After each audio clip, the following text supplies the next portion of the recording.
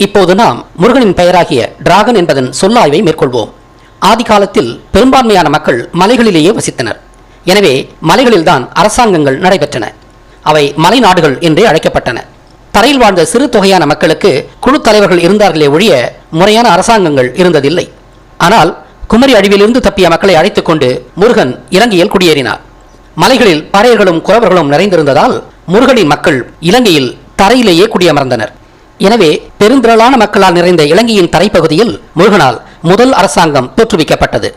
எனவே நீரொழிக்கு பிறகான காலத்தில் முதன்முறையாக முருகனால் தான் தரையில் அரசாங்கம் நிறுவப்பட்டது. அதனால் அவர் தரைக்கோன் என்று அந்த புதிய யதார்த்தத்தின் பெயரால் அழைக்கப்பட்டார்.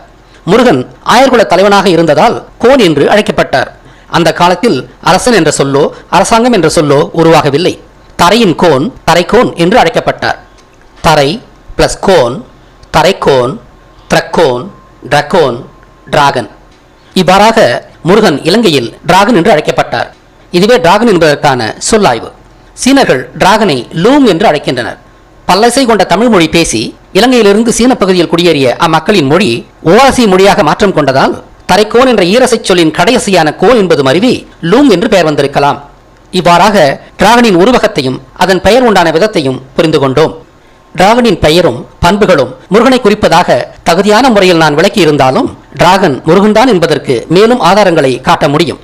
ஸ்லாவிக் நாடுகளில் காற்றில் ஆடும் பட்டத்தை டிராக் என்றே அழைக்கின்றனர். காற்றில் ஆடும் பட்டம் நல்ல பாம்பின் உருவத்திலேயே வடிவமைக்கப்பட்டுள்ளது என்பது இங்கு காட்டப்படும் படத்தை பார்த்தாலே தெரியும்.